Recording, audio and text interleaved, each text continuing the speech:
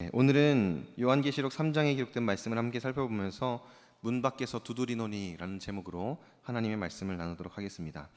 여러분들이 지금까지 살아오시면서 그리고 신앙생활 하시면서 여러분들이 꿈꾸는 어떠한 이상적인 모습들이 있으신가요? 이게 무슨 말씀이냐면, 내가 신앙생활을 하는데 나의 삶이 좀 이랬으면 좋겠다, 내가 신앙생활하면서 살아가는데 나의 인생이 이렇게 좀 되었으면 좋겠다라고 생각하는 어떤 이상적인 모습들, 이상적인 환경들이 있으십니까?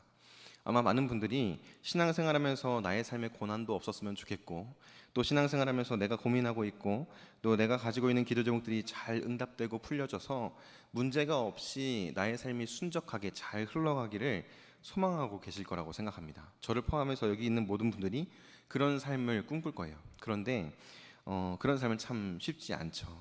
그렇게 아무런 문제가 없고 신앙생활하면서 고난도 없고 시험거리도 없는 시간들은 우리는 어쩌면 하나님께서 우리를 부르실 그때까지 경험하지 못할지도 모르겠어요. 왜냐하면 정말 믿음을 따라 살아가는 삶은 고난의 길이라고 하나님께서 말씀하고 계시기 때문입니다. 그런데 오늘 우리가 읽은 본문 말씀에 보면요, 이 라오디게아라는 교회가 속한 라오디게아라는 지역은요, 어쩌면 우리가 꿈꾸는 아주 이상적인 환경을 잘 보여주는 도시의 모습을 갖추고 있습니다. 라오디게아라는 지역이 가지고 있는 특징 중에 하나가요, 돈이 참 많았다라는 거예요. 이 무슨 말이냐면, 그 지역은요, 재정이 풍부한 도시였다라는 겁니다. 그 지역이 유명한 것 중에 하나가 금융업이에요. 금융업. 그래서 금융업이 발달하다 보니까 여러 가지 경제 활동이라든지 여러 가지 재정적인 부분이라든지 이런 부분에 있어서 아주 활발하게 활동이 이루어졌던 도시가 라오디게아라는 겁니다. 그러니까 그 지역에 사는 사람들은 대부분 다 경제적으로 여유가 있었다라는 거죠. 경제적으로 어려움이 없었다라는 거예요. 어떤 것이 예를 보여주냐면요, AD 17년경에 소아시아 지역에, 지금 오늘날의 터키 지역이죠. 터키 지역에 엄청난 규모의 대지진이 발생했습니다. 대지진이 발생해서 어느 정도까지 영향을 미쳤냐면, 소아시아 지역에 속한 10개 이상의 도시들이 완전히 다 박살이 났어요. 어마어마한 규모의 대지진이 일어나서 도시들이 싹 무너진 거예요. 그래서 당시에 도시들을 통솔하던 중앙 정부의 역할을 했던 로마에서 재정적인 지원을 주면서 도시들을 회복하기 시작해요. 다시 재건하는 사업을 시작하기 시작합니다. 그런데 이 라오디게아 지역은요, 어떻게 했냐면, 우리 도와줄 필요 없습니다 이랬어요. 왜냐? 우리는 이미 가지고 있는 돈이 너무 많아서 우리 힘으로 재건할 수 있습니다 라고 얘기를 했다는 거예요. 그래서 당시의 모든 도시들, 주변에 있는 모든 도시들이 로마의 재정적인 지원을 받아서 도시를 재건했어요. 그러니까 자연스럽게 로마의 영향을 많이 받을 수밖에 없었다라는 거죠. 그런데 라오디게아라는 이 지역은, 우리는 로마 정부의 도움 없어도 됩니다, 우리가 하겠습니다 해서 로마 정부의 재정 지원을 전혀 받지 않고 자신들의 힘만으로 도시를 재건합니다. 그런데 이게 한 번 있었던 일이 아니라는 거예요. 제가 자료를 찾아보다 보니까 소아시아 지역, 오늘날의 터키 지역은 지진이 한 번씩 이렇게 크게 발생하는 지역이에요. 얼마 전에도 보면은 이 큰 지진이 일어났던 지역이 이 지역 아닙니까? 그런데 그 지진이 일어났을 때, 크고 작은 지진이 일어났을 때 이 라오디게아라는 지역은요, 스스로의 힘으로 도시를 다시 재건하고 이런 일들이 있었다라는 거예요. 그러다 보니까 로마의 통치로부터 다른 도시들에 비해서 영향을 많이 받지 않았다는 거예요. 심지어 어떤 학자들은 이렇게도 말합니다. 로마에서는 황제 숭배를 강조하고 황제 숭배에 대해서 철저하게 강요를 많이 했는데, 이 라오디게아 지역은 로마의 어떤 지원, 로마의 재정적인 어떤 영향, 이런 것들을 많이 받지 않다 보니까 황제 숭배 이런 것들로부터도 다른 도시들에 비해서 꽤 자유로웠다라는 거죠. 강압적으로 이거 해, 이렇게 하는 도시가 아니었다라는 거예요. 그러다 보니까 라오디게아에 사는 사람들은 다양한 종교를 가지고 살았다는 거죠. 종교 활동을 하는 데 있어서 크게 제약이 없었다라는 거예요. 심지어 종교가 다르다고 해서 상대를 핍박하거나 이런 일들도 거의 없어서 크리스찬들이 박해를 받는 일들도 다른 도시들에 비해서는 매우 적었다, 거의 없었다라고 이야기를 하는 겁니다. 두 번째로 이 라오디게아 지역에서 유명했던 것이요, 의학 기술입니다. 의학 중에서도 이 안과에 관련된 의학이 굉장히 많이 발달한 도시가 라오디게아 지역이었어요. 지역적인 특징이 있습니다. 이따가도 말씀을 드리겠지만, 지역적인 특징 때문에 이 지역에서는 안과 질환이 굉장히 많았다고 해요. 눈병도 많이 나고 안과와 관련된 질환들이 많이 있었다라는 거예요. 그러다 보니까 이 질환을 치료하기 위한 뭐가 유명했냐면 안약이 유명했대요. 안약. 안약하면 라오디게아. 오늘날에는 안약 뭐 연고하면은 뭐 호랑이 연고 이런 거 얘기하는 것처럼 안약하면 라오디게아 안약 이렇게 이야기할 정도로 매우 의학적인 기술이 발달해서 안약이 유명한 지역이 라오디게아 지역이었다는 거예요. 그러니까 뭐 의학도 그렇고 재정적인 부분도 그렇고 경제 활동도 그렇고 문화, 뭐 예술, 뭐 이런 다양한 것들이 있어서 라오디게아는 매우 자유분방한 도시였고 활발한 활동이 이루어지는 도시였다라는 겁니다. 부족한 것이 없었어요. 여유롭고 풍족한 곳이 바로 이 라오디게아라는 지역이었습니다. 자연스럽게 교회도 재정적으로도 여유가 있고 여러 가지 교회에서 활동을 하는 데 있어서 어려움이 별로 없는 곳이 라오디게아 교회였어요. 제가 여기서 질문을 하나 드리고 싶어요. 여러분 이런 곳에서 살고 싶지 않으십니까? 이런 곳에서 신앙생활 해보고 싶지 않으세요? 재정적으로도 걱정 없고 여러 가지 내가 사는 데 있어서 교회에서 신앙생활하는 것뿐만이 아니라 내가 또 우리 가족들이 살아가는 데 있어서 어려움도 많이 없고 자유롭게 문화활동도 할 수 있고 자유롭게 신앙생활도 할 수 있고 이런 곳에서 한 번쯤은 살아보고 싶지 않으십니까? 별로 관심 없으십니까? 저는 이런 곳에 한번 살아보면 어떨까라는 생각을 자연스럽게 해보게 되더라고요.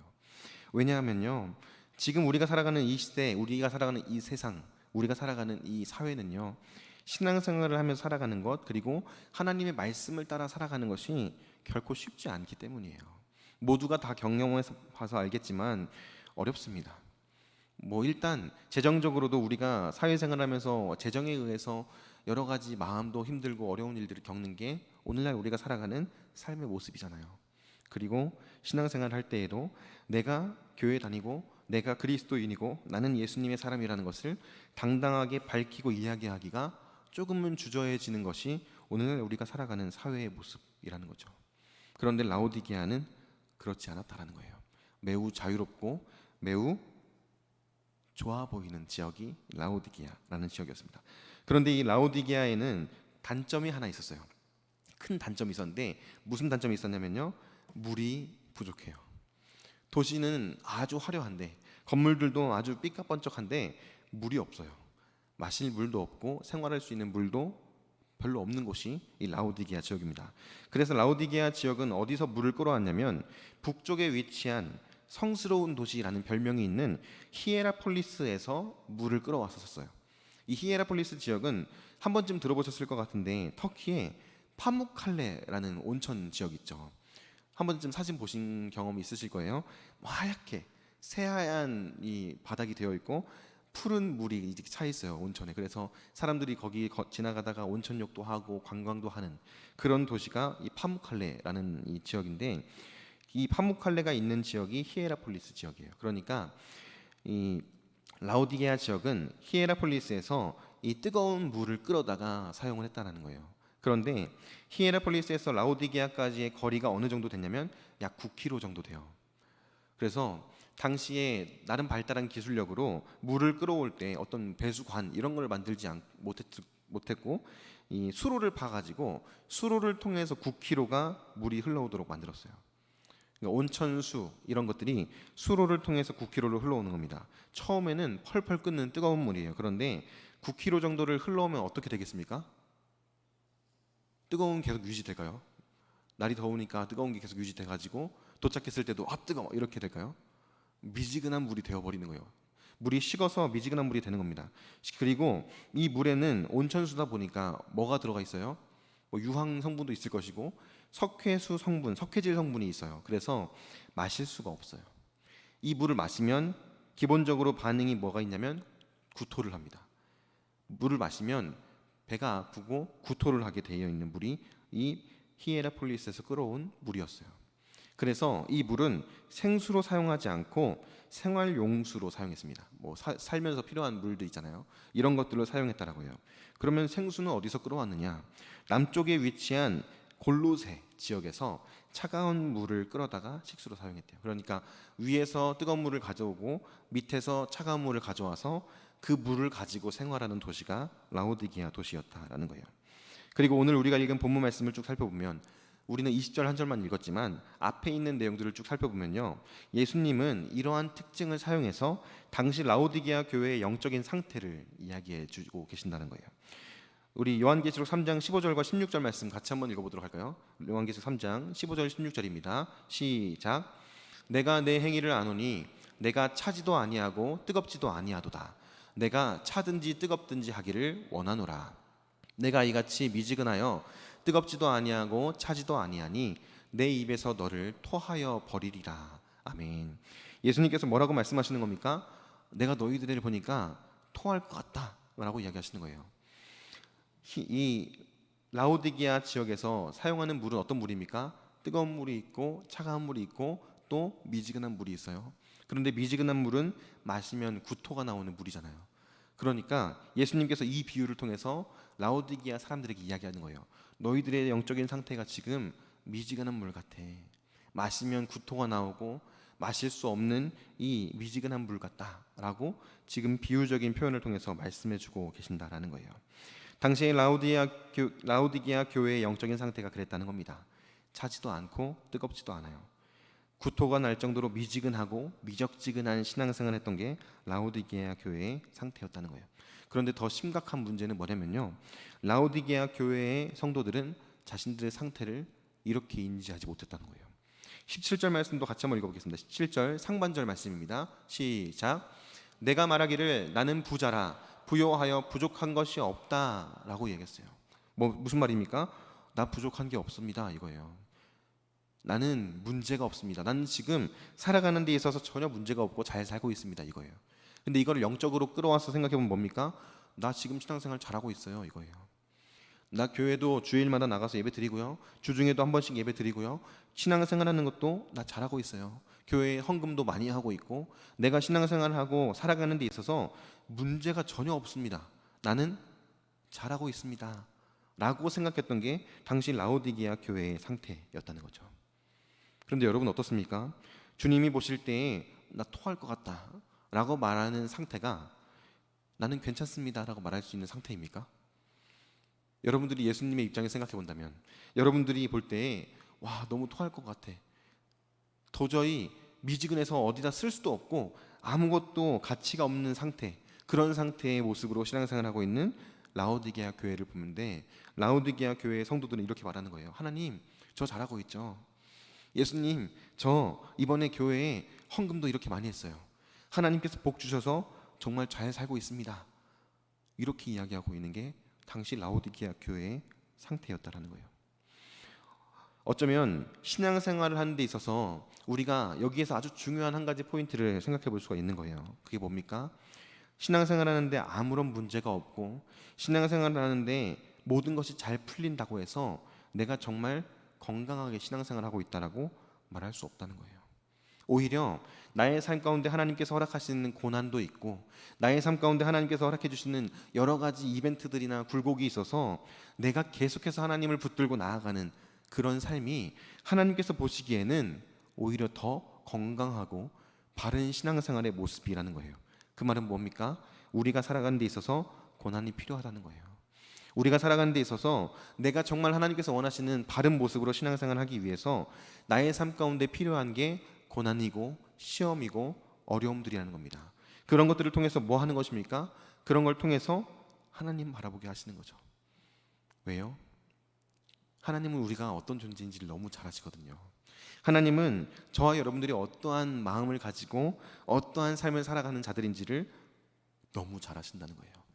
어떤 자들입니까? 우리는요, 모든 것이 평안하고 아무것도 문제가 없는 삶 가운데에서 하나님께서 원하시는 바른 모습으로 신앙생활하고 하나님께서 기뻐하시는 모습으로 살아갈 만큼 그렇게 고상하고 괜찮은 사람들이 아니라는 거예요. 우리가 잘 알지 않습니까? 내가 잘 알지 않아요? 내 삶에 아무런 문제가 없고 기도의 제목을 포함할 만한 어떤 문제거리가 없고 모든 것이 잘 풀리면 우리는요, 뭘 먼저 끊는 줄 아십니까? 기도를 먼저 끊어요. 어려움이 있고 고난 가운데 있을 때에는 하나님 앞에 나와서 부르짖고 소리 지르고 울부짖고 엎드려요. 그런데 모든 문제들이 다 해결되고 아무런 문제가 없이 평안할 때는 어떻습니까? 기도해야 될 필요성조차 못 느껴요. 그러다 보니까 기도 제목이 응답되면 참 안타까운 모습인데, 교회에 매일 나와서 기도하고 새벽마다 나와서 기도하고 예배를 빼먹지 않고 나와서 은혜 받기 위해 힘쓰던 분들이 문제가 풀어지고 기도 제목이 해결되기 시작하면요, 예배를 줄이기 시작해요. 기도하는 시간들을 줄이기 시작합니다. 왜요? 이제 다 됐거든요. 이제 나한테 더 이상 문제가 없어요. 그러니까 하나씩 하나씩 줄여가요. 그러다가 어떻게 되는 겁니까? 더 이상 하나님을 간절하게 찾지도 않고 하나님을 의지하지 않는 그런 삶을 살아간다라는 거예요. 그게 라오디게아 교회의 모습이었어요. 그게 라오디게아 교회의 성도들의 삶이었습니다. 사업을 해요. 금융업이 발달하고 여러 가지 상업이 발달하다 보니까 거기에서 사업을 하는데, 사업을 하다 보면 자연스럽게 세상의 방법을 따르기도 하고, 또 내가 사업하는 거래처의 사람이 믿는 어떤 이방신을 섬기는 것에 대해서 그런 것도 괜찮지, 그럴 수 있지 라고 받아주고, 심지어 어떤 이들은 교회를 다니면서 우상을 섬기기도 하는 그런 모습이 라오디게아 교회의 당시의 영적인 상태였다는 거예요. 왜요? 이렇게 해도 잘 되거든요. 그렇게 살아도 아무런 문제가 없어요. 그러니까 자연스럽게 어떻게 생각하는 겁니까? 나의 삶에 물질적인 부유함이 있고 나의 삶의 모든 문제들이 하나하나 잘 해결되어져 가고, 그러면 자연스럽게 뭘 생각하는지 아십니까? 하나님이 나에게 복을 주시는구나, 하나님이 나의 삶 가운데 역사하시는구나, 그렇게 착각하기 시작한다는 거예요. 그런 라오디게아 교회의 영적인 상태를 예수님께서는 17절 말씀 하반절에서 이렇게 진단하십니다. 우리 17절 말씀 다시 한번 읽어볼까요? 시작. 내가 말하기를 나는 부자라 부여하여 부족한 것이 없다 하나 내 곤고한 것과 가련한 것과 가난한 것과 눈먼 것과 벌거벗은 것을 알지 못하는도다 라고 이야기합니다. 세 가지를 진단하시는 거예요. 영적으로 빈곤하다, 영적으로 지금 너희들은 완전히 가난하다, 이걸 이야기하시는 거예요. 두 번째는 뭡니까? 너네 눈이 멀었다, 맹인이구나 영적으로. 세 번째는 뭡니까? 영적으로 수치심조차 느낄 수 없는 무감각한 상태에 이르렀구나, 이걸 이야기하시는 거예요. 라오디게아 교회의 사람들은 뭡니까? 나는 지금 잘하고 있어, 하나님이 나에게 복 주셔서 내 삶의 모든 문제들도 다 풀려지고 내가 사업을 하는 것도 대박이 나서 돈도 막 들어오고 나는 정말 행복해, 하나님께서 나에게 은혜를 주시는 거야 라고 생각하고 있는데, 예수님께서 보시기엔 어떤 겁니까? 영적으로 너무나 가난해요. 육적으로는 너무나 부유한데 영적으로는 너무나 가난합니다. 내가 눈에 보이는 것들을 잘 보고 잘 판단하고 잘 결정하고 잘 살아가고 있다고 말하는데, 하나님 보시기엔 어떤 겁니까? 영적으로 눈이 멀었어요. 진짜 봐야 될 것을 보지 못합니다. 보지 말아야 할 것을 계속 봐요. 보지 말아야 할 것을 보고 그 방향을 향해서 거리낌 없이 나아가요. 예수님 보실 때는 어떤 겁니까? 영적으로 완전히 맹인의 상태에 빠진 거예요. 세 번째는 뭡니까? 벌거벗었어요. 옷을 다 벗고 길거리를 돌아다닙니다. 그런데 부끄러워하지 않아요. 영적으로 내가 지금 우상 숭배를 하고 하나님 보시기에 범죄하고 있는데도 불구하고 나의 삶 가운데 어떤 죄의식이나 수치심을 느끼지 못하는 상태가 지금 그들의 상태였다는 거예요. 오늘날 나의 상태는 어떻습니까? 이 말씀 앞에서 나를 돌아보면요, 나는 이 세 가지 중에 몇 가지 정도가 해당되나, 이걸 한번 생각해 보셨으면 좋겠어요. 하나님 보실 때에 나는 정말 영적으로 부유한 삶을 살아가고 있는가? 하나님 보실 때에 나는 영적으로 봐야 할 것들을 보고 가야 할 길을 가고 있는가? 하나님 보시기에 죄를 정말 미워하고 죄를 짓는 것에 있어서 민감하게 반응하면서 하나님 앞에서 어떻게든 바른 삶을 살아가기 위해서 몸부림치고 있는가?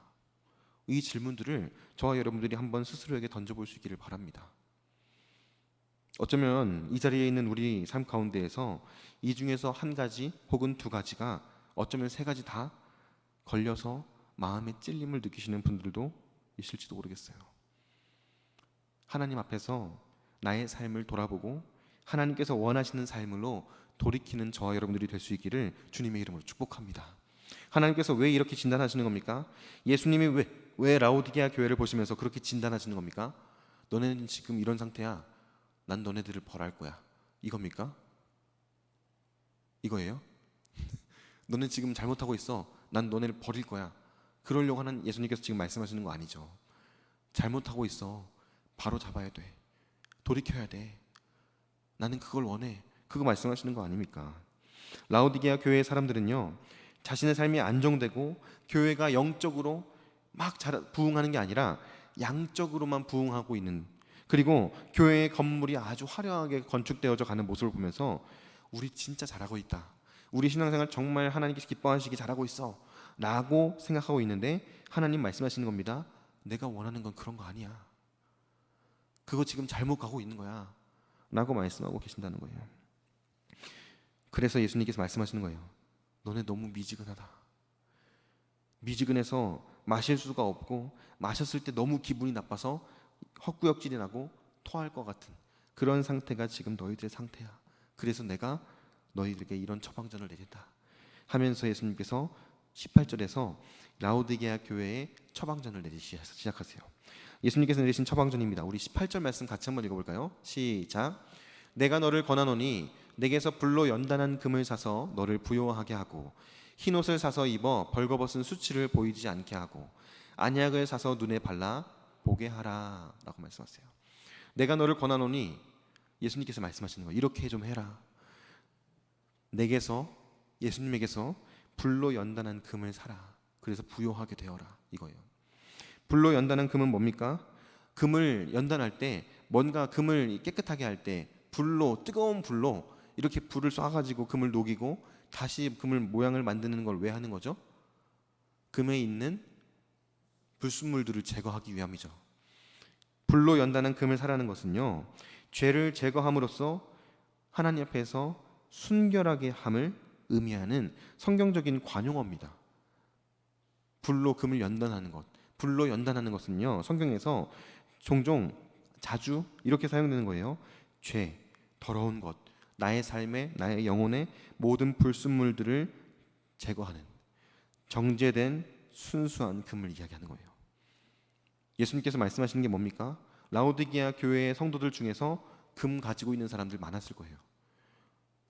금 많이 가지고 있었을 겁니다. 돈 많은 사람들이 교회 안에 가득했을 거예요. 그럼 그들에게 말하는 거예요.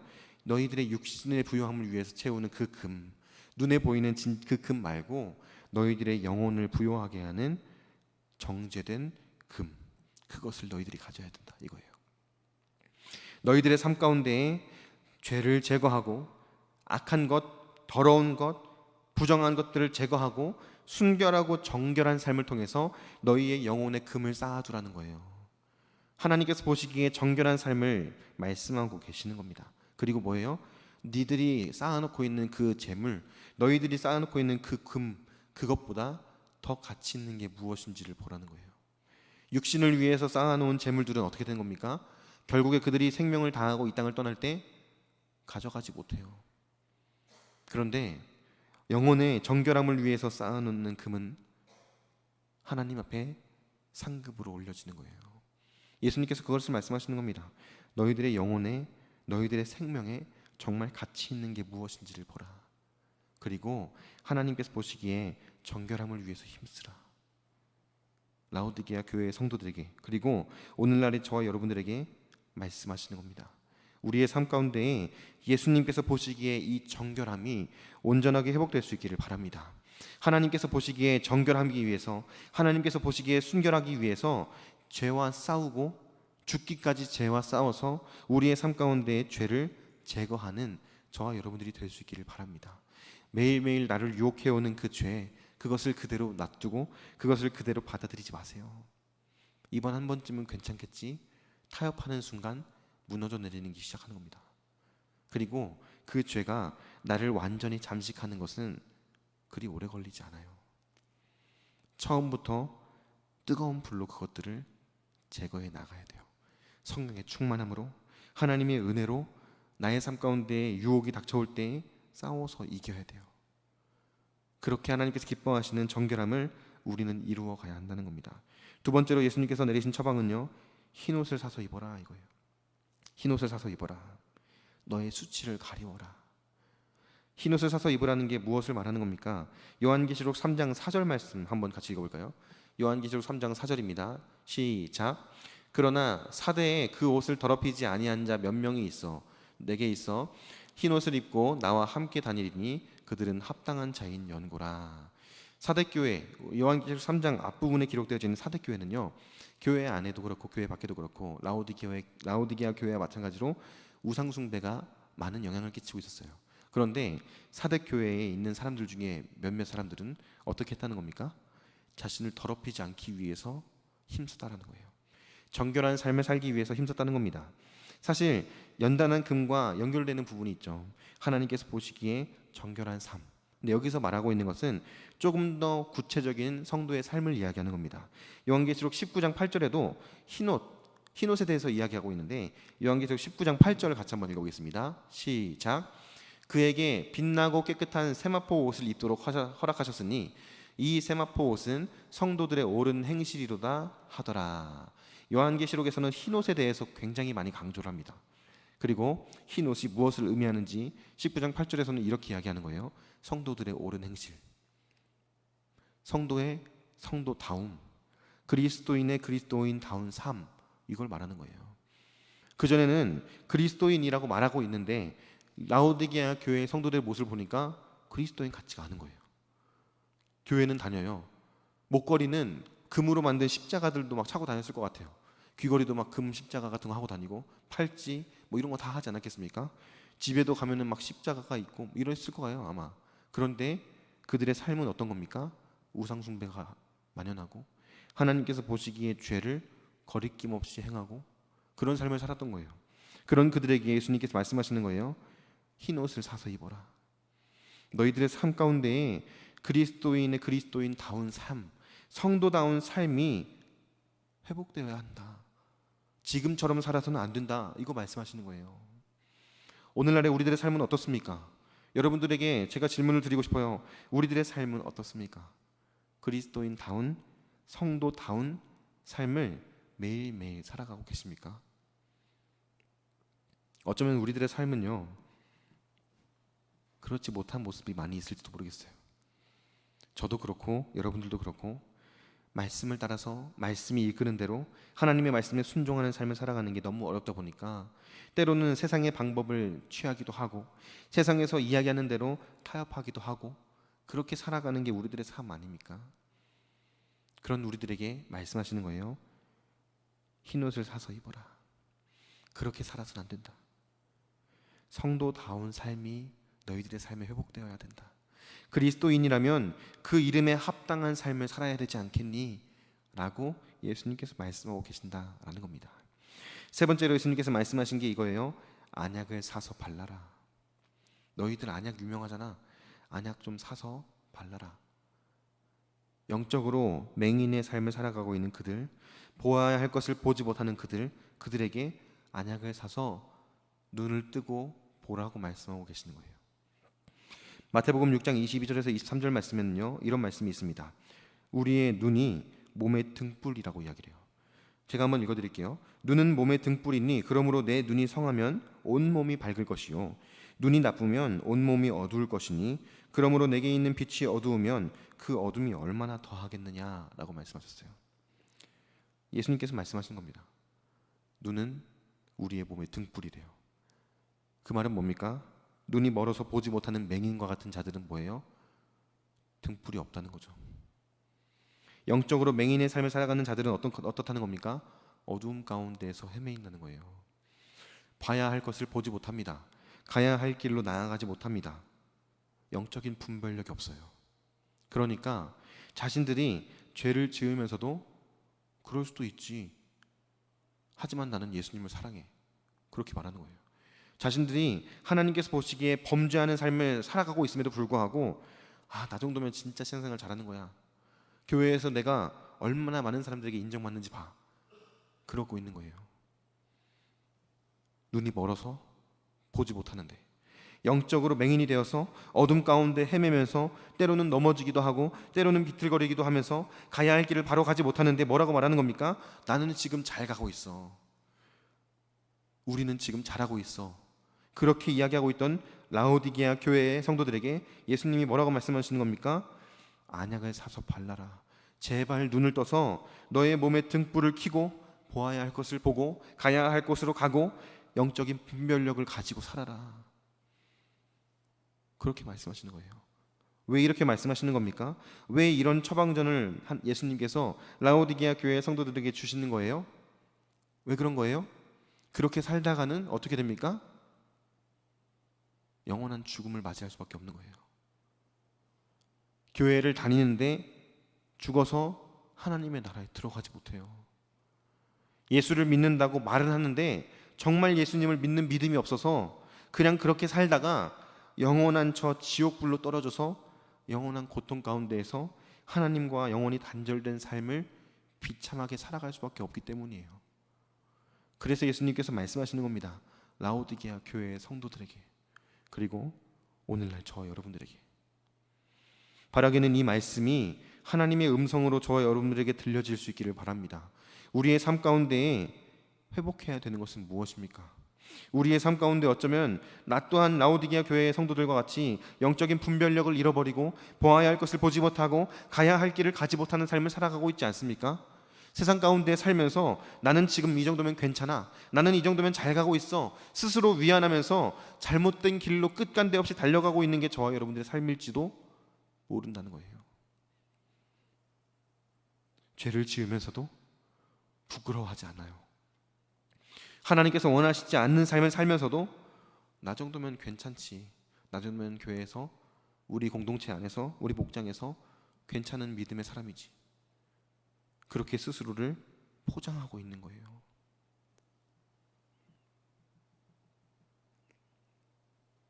어떻습니까?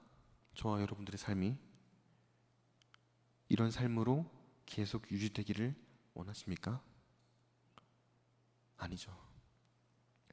예수님의 말씀 앞에서 가슴을 치면서 돌이켜야 돼요.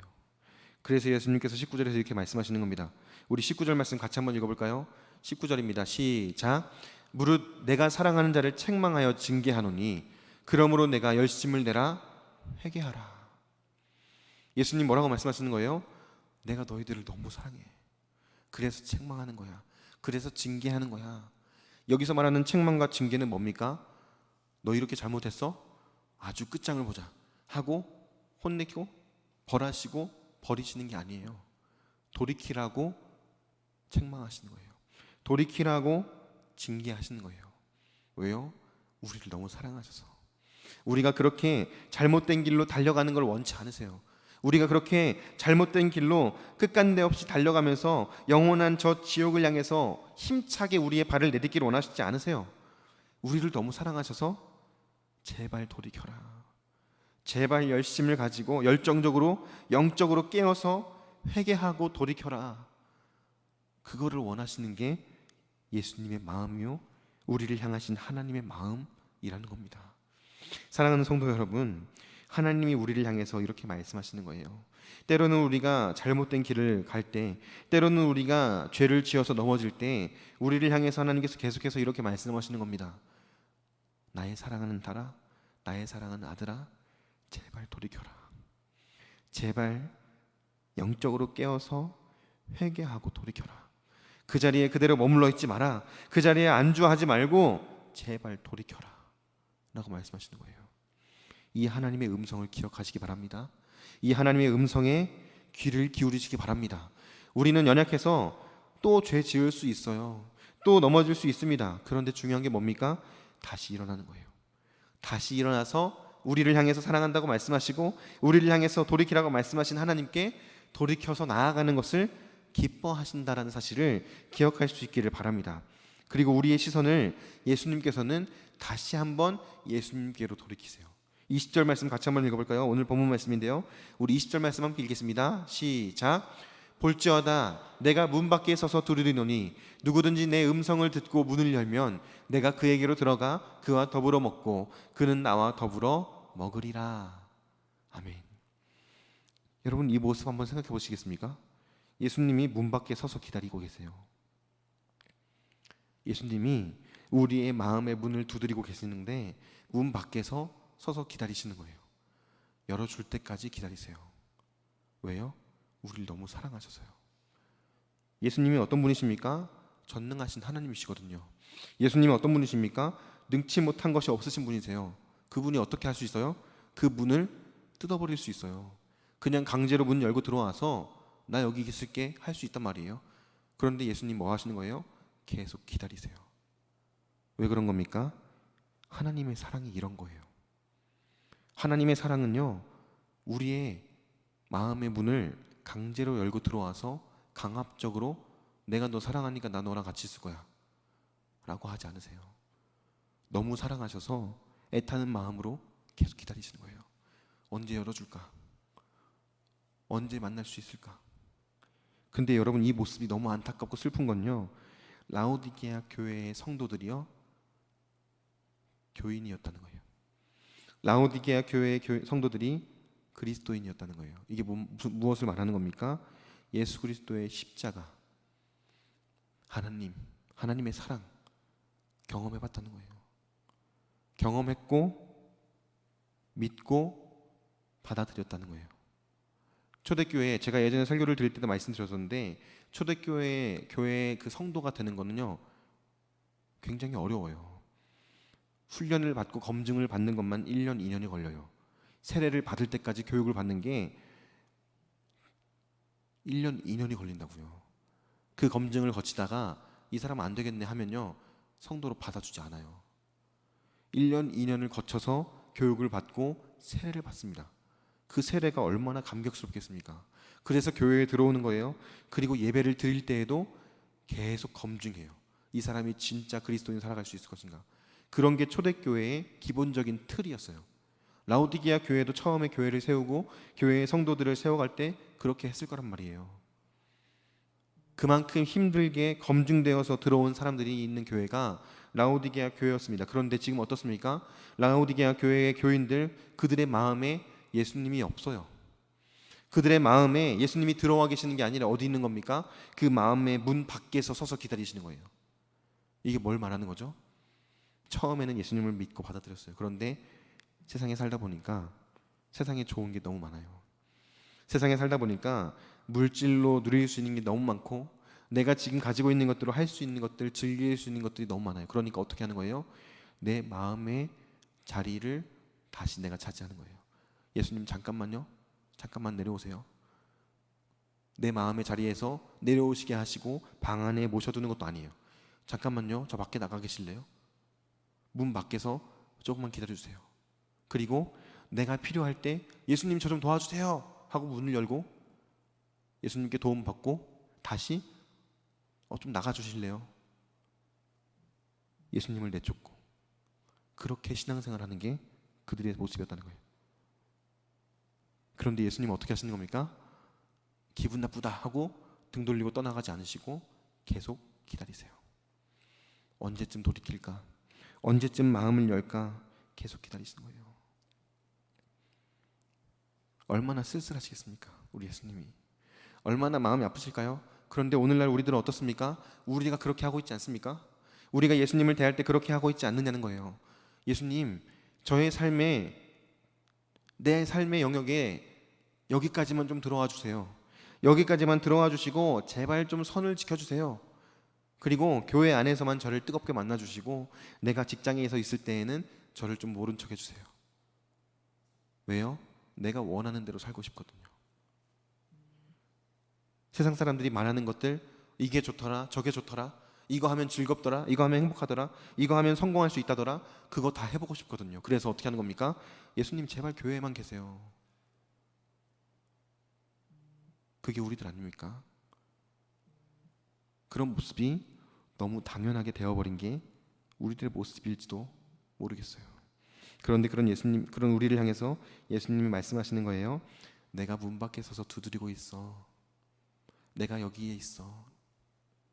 그리고 뭐라고 말씀하시는 겁니까? 이 소리를 듣고 문을 열면 내가 너와 함께 할게. 이 소리를 듣고 문을 열면 내가 너의 마음의 그 자리에 앉고 싶어. 사랑으로 말씀하시는 거예요. 라오디게아 교회에 말씀하시는 겁니다. 오늘날 우리의 삶에 말씀하시는 거예요. 사랑하는 성도 여러분, 우리는 이 예수님을 우리의 마음의 중심에 모셔드려야 되지 않겠습니까? 교회에서뿐만이 아니라 일주일간의 모든 나의 삶 가운데에서 이 예수님이 나의 삶의 주인이 되어 주시고 나의 마음의 중심에 앉아 계셔서 나의 삶을 책임지시고 인도해 주시기를 기뻐해야 되는 사람들 아닙니까? 바라기는 우리 모두가 그 예수님을, 내 마음의 문을 계속해서 두드리시는 그 예수님을 마음의 문을 열고 내 마음의 자리로 모셔드리고 예수님께서 인도하시는 대로 주님, 제가 여기 있습니다. 주님, 제 마음의 자리에 앉아주시고 나의 마음을 받아주시고 나의 삶을 받아주시옵소서. 그렇게 하나님의 은혜 가운데 나아가는 저와 여러분들이 될 수 있기를 주님의 이름으로 축복합니다. 주일에만 아니라, 수요일에만 아니라, 금요일에만 아니라, 예배 시간만이 아니라 매일매일의 모든 삶 가운데에서 그렇게 예수님께서 나의 삶의 주인 되시는 복된 인생 살아가는 저와 여러분들 될 수 있기를 주님의 이름으로 간절히 축복합니다.